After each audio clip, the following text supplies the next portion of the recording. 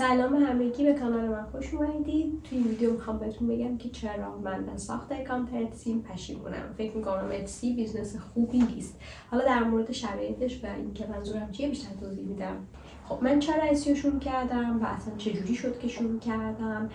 قضیه از اینجا بود که حدود 1.5 سال پیش وقتی کارمند بودم توی هلند، من دنبال این بودم که ببینم چه راههای دیگه‌ای هست که بشه آنلاین یه درآمدی داشت و مثلا یه بیزنس کوچیکی داشت که حالا نه خیلی تایم بگیره، ازم فلکسیبل باشه، ددلاین نداشته باشه، جوری که بتونم کنار کار از که روش حساب بکنم و حداقل تو مراحل اولیه خیلی وقت و انرژی ازم نگیره. این شد که من بعد اینکه توی اینترنت خیلی سرچ کردم و از چند نفر از کسایی که میشناختم توی هلند پرسیدم، دیدم که بازار اتسی خیلی گرمه. حالا همون موقع هم خیلی به من میگفتن که دیگه یکم دیره برای اتسی و خیلی شلوغ شده، مثلا خیلی چون یه بازه درآمد خوبی داشت، خیلی مثلا حمله کردن سمتش و دیگه تعداد انقدر بالا رفته، دیگه مثلا بازدهیش خوب نیست و اینا. ولی من باز سرچ کردم دیدم که نه، هنوز انگار خیلی راضیه و مدام ویدیوهایی میدیدم که مثلا درآمد یه ماه من از اتسی و رقم‌های خیلی بالایی بود و انواع مختلفی بود از کارهایی که میتونی توی اتسی انجام بدی. توی این باز من چون که خیلی دستم باز نبود بتونم مثلا کار مختلفی رو امتحان بکنم و اصلا پروداکتی نداشتم که حالا بخوام بذارم اتسی، چیزی که انتخاب کردم این بود که من آخر هفته ها تایمی که حالا خارج از تایم کاری بود یه سری کارهای گلاژ آماده می‌کردم، یعنی برای خودم صرفاً، که معمولاً هم اون روند ذهنی که داشتم تو بازار مختلف مثلا زندگیم، اینو مثلا سعی کردم به تصویر بکشم و این کار رو من مثلا چندین ها سال پیش انجام میدادم. یعنی همیشه یه ذره با هنر در ارتباط بودم کلاً. بعد اومدم گفتم که خب اینو که من درست میکنم، بیام نمونه کارهایی که ساختم تا الان اینا رو بذارم توی مثلا آنلاین شاپم و حالا یه ذره ترتمیزتر درستشون بکنم. مثلا نمیدونم متریالی که استفاده میکنم با کیفیت تر باشه، مثلا روی کاغذ نذارم، مقوایی که مثلا محکم باشه بشه قابش کرد و اینا، میام روی اینا بسازم و بذارم توی اتسی و حالا ببینم چطوره.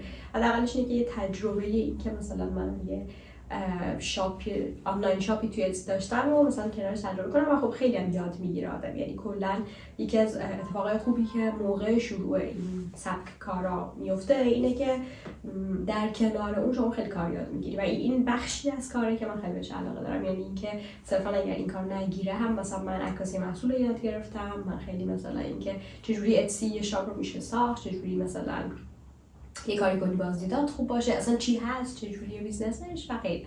این شد که من شروع کردم چیزایی که میساختم و یه ذره بهش نظم دادم و مثلا این فکر میکنم هر آخر هفته دو تا کار کلاژ درست میکردم و بعد به یه تعدادی که رسید گذاشتم اتسی. حالا دلیل اینم که به یه تعدادی رسید بعد گذاشتم این بود که فکر میکنم برای شروع داشتن یه مغازه توی اتسی شما لازم بود 10 تا کار رو همون اول آپلود بکنید. یعنی نمیتونی مثلا با یه دونه 2 تا کار شروع بکنید.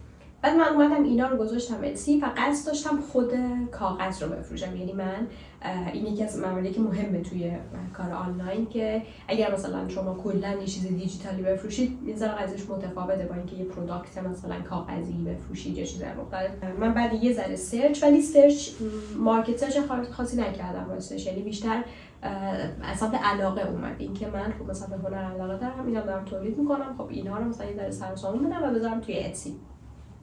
بعد اینکه من کارامو گذاشتم اتسی مدام داشتم چک می‌کردم، یعنی مدام از سورس‌های مختلف سعی می‌کردم هر جایی که فعال هستم سوشال مدیا اینا بذارم و معرفی بکنم کارام. یه چند تا کانال نمیگم بهش توی اتسی، شاپه اون آنلاین شاپم مثلا چند تا دوست دیگه هم داشتن تو دنیای واقعی که حالا مثلا یه وقتی برای تولدشون بهشون کادو میدادم مثلا کارهای خودم یا هر چیز دیگه مرتبط با اون، به اونا مثلا آنلاین شاپ رو معرفی کردم. مثلا میگم یه ذره خودم یه ترافیکی ببرم سمتش. اصلا تا خود اتسی واقعا اصلا ترافیکی نمی اومد و اینو از تو آماری که نشون میده خود اتسی میشه فهمید. ترافیکو من میبردم سمتش بیشتر و خب توی این مثلا توان شما یه ذره محدوده. اگه یه آدم عادی هستید، یعنی مثلا یه آدم عادی یا باید تبلیغ بکنه یا باید مثلا به مثلا کار حرفه‌ایش اگر باشه خب شاید بتونه بیشتر ترافیک بفرسته سمتش، ولی برای یه آدم عادی یکم سخت بود. و من مثلا چند موردی هم که کار کلاژم حالا قبلش تجربه فروشش رو داشتم، معمولا به دوست و آشنا، خاطر ارزش هنری کار نبود، بیشتر به خاطر این بود که مثلا خب قشنگه و منم میشناسم. حالا چند نمونه از کارهایی که ساختمو میذارم یه دیدی پیدا بکنید. اون سبک کاری که من انجام میدادم تو هیچ دسته‌بندی هنری نمیگنجه. مثلا بگم حالا این سبک و کاملا این هنر مدرنه و مثلا کلا هر چیزیش از حساب من اومده. اولین فروش من حدود مثلا 6-7 ماه بعد اینکه من اکانتمو ساخته بودم، یه روزی بود که اصلا من از هلند دیگه رفته بودم، مهاجرت کرده بودم یه سمت دیگه‌ای و داشتم کارهای خونه رو انجام میدادم. این تازه خونه گرفته بودیم، اسباب کشی می‌کردیم بالاسه و تو اون بازه یهو من دیدم که یه صدای خیلی جذابی هم داشت، صدای پول خورد که میفته. گوشه من نوتیفیکیشن داد. بعد من رفتم نگاه کردم ببینم این نوتیفیکیشن چی بود، چون خیلی هم شبیه نوتیفیکیشنیه که اکزودوس برای موقعی که کریپتو دریافت می‌کنی میده. و من فکر کردم من اینکه پول نفرستاده بودم برای خودم چی شد. مثلا اومدم گوشو چک کردم دیدم که مثلا یه نوتیفیکیشن جدید دارم که تا الان ندیدمش. رفتم بازش کردم دیدم که من مثلا یه سفارش دارم از اتسی و یکی از کارهایی که گذاشته بودم مثلا فروش رفته. بعد حالا مثلا خیلی جالبی که بود که بین تمام کارهای من تمامشون هلند همه تو پک مثلا یه جا گذاشته بودم که اگر احیانا فروش رفت مثلا من بگم اینو کسی بفرسته. بین تمامشون یه دونه کار من تو هلند نبود و ایران بود و دقیقاً همون یه دونه کار بود که فروش رفته بود. و من حالا خیلی تعجب کردم و خیلی مثلا استرس گرفتم که یعنی چی و مثلا چیکار باید بکنم الان و آیا مثلا سفارش کنسل بکنم چیکار بکنم که دیگه دیدم اتسی این آپشن رو داره که شما مستقیم با مشتری ارتباط بگیرید. یعنی یه قسمتی بود که بهشون میتونستی پیغام بدی. من به مشتری پیغامی دادم، براش توضیح دادم که این کار الان ایرانه و نمیدونم بهش گفتم ایرانه یا نه دقیق، چون که یه چیز مهمی که هست اینه که ایران توی اتسی فیلتره و از هر نظری متوجه بشن شما به ایران یه ربطی داری اکانتتون بسته میشه. من اومدم به این آقا توضیح دادم که مثلا کار اینجا نیست و ممکنه یه بازه طول بکشه. یه نکته‌ای هم که بود، من تایمی که برای پروسس کار گذاشته بودم تایم طولانی بود. یعنی مثلا گذاشته بودم یه ماه از اوردرتون که بگذره بعد ارسال میشه سمتتون.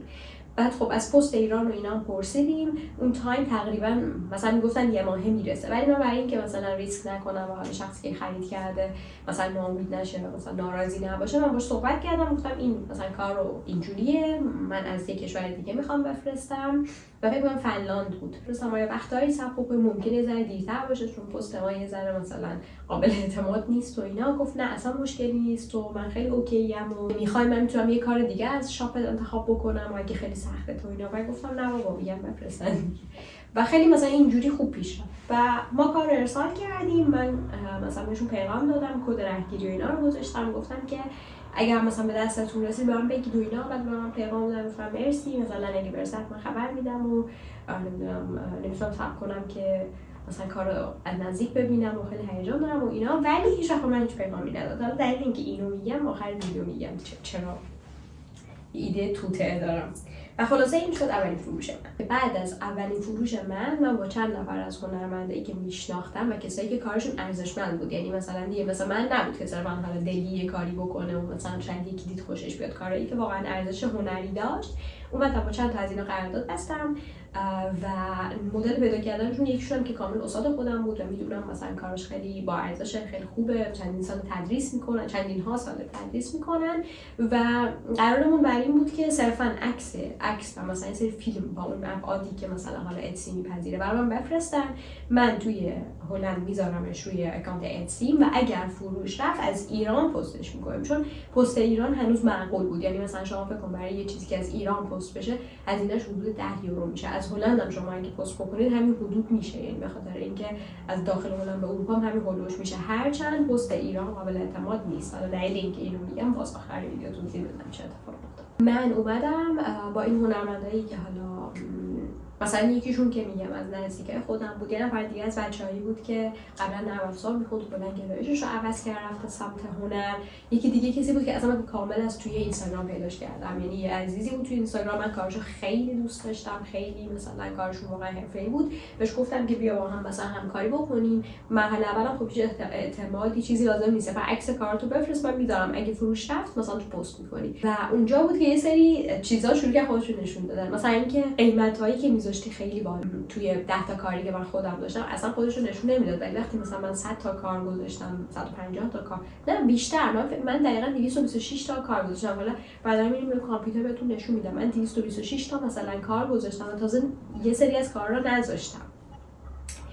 و توی این تعداد این رقم‌های کوچیک یهو اینجوری میشه که خودش رو نه تنها نشون میده، تازه متوجه میشه که چقدر آنفره. یعنی این رقم خیلی زیاده برای یه جایی مثل اتسی که فقط یه ویترینه و مثلا اون کار هنری شما رو داره. کاری که من کردم این بود که گفتم خب الان که مثلا رقم نگه داشتن این کارا روی اتسی مثلا 50-60 یورو در ماهه، من بیام کاری که بکنم اینه که حداقل براش تبلیغ بکنم. و خود اتسی یه بخشی داره که میتونی برای کارا تبلیغ بکنی، یعنی خود اتسی میاد کاراتو ریکامند میکنه به بقیه و اگر این رو پرداخت بکنیم شانس این که کارت فروش بره، دیده بشه و غیره بالاتر. 2 ماه که رو سایت بود و دیدم بازدیدا کمه و نمیصرفه مثلا هر ماه یه رقمی بدی در حالی که دیده نمیشه، اومدم تبلیغات اتسی رو هم فعال کردم. تبلیغات اتسی که فعال شد یهو ویو رفت بالا، خیلی هم رفت بالا.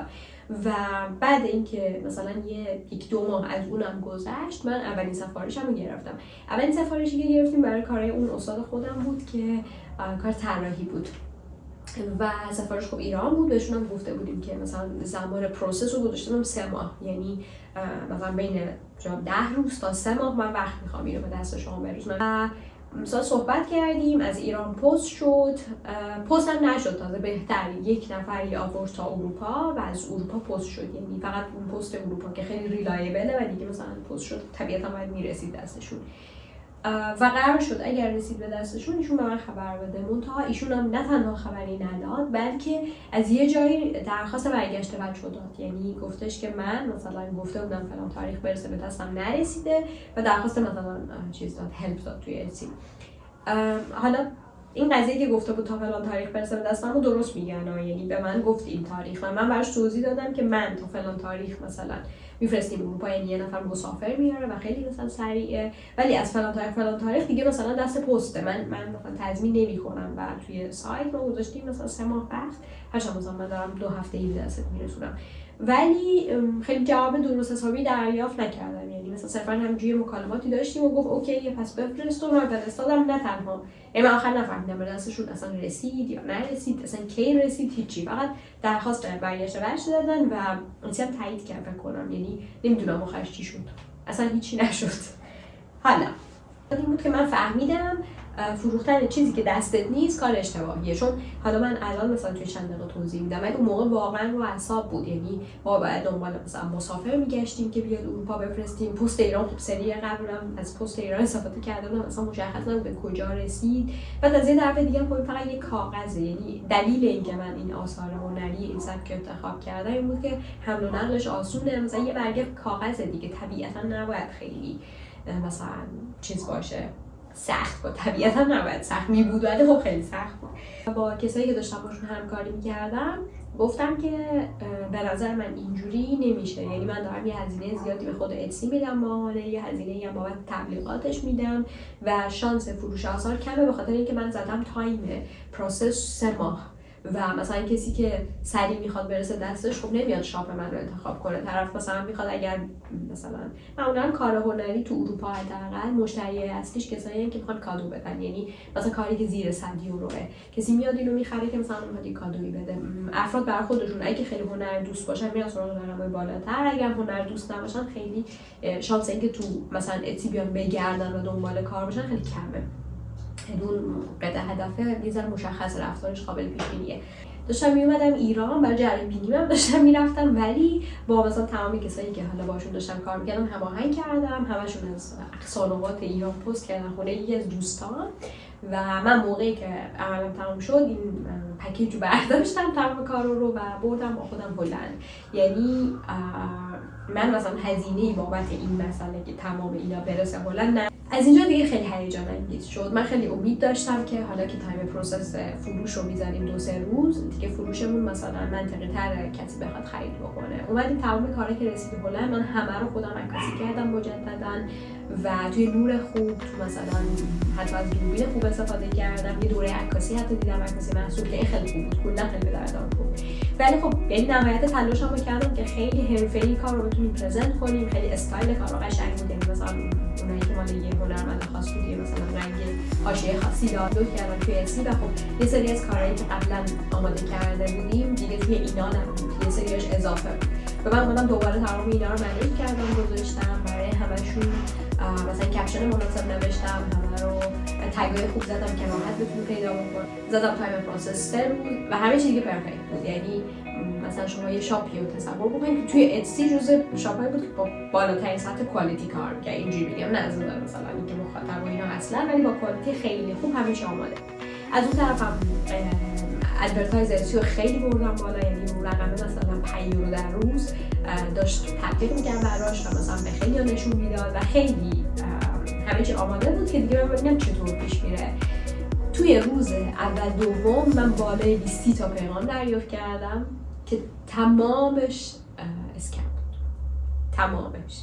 یعنی یه عالمه آدمای مختلف اومدن وای من این کارو خیلی دوست دارم میخوام بخرمش، هنوز موجوده. من گفتم آره مثلا فلان و من همش با گوشی بودم. تا پیغام اولیارو که نفهمیدم واقعا، یعنی مثلا طرف من میگفت من میخوام اینو پرداخت کنم نمیشه، میشه مثلا شماره حساب شخصی بدی بفرستم، مثلا من یکم استراگل می‌کردم که خب یعنی چه، نمیدونم به خاطر عده اتسی بود یا هر چیزی که بود مدام اینا می اومدن و اصلا دیگه یه جوری بود که من پیغاما رو باز نمی‌کردم. یعنی گفتم خب کسی قصد خرید داشته باشه میزنه بخره، قیمت اون نوتیفیکیشنی که میاد که پول پرداخت شده من از اون میفهمم که مثلا یه نفر قصد خرید داشت. نگاه اول اصلا قابل تشخیص نبود، یعنی خیلی حرفه‌ای و خیلی راحت داشتن اسکم می‌کردن.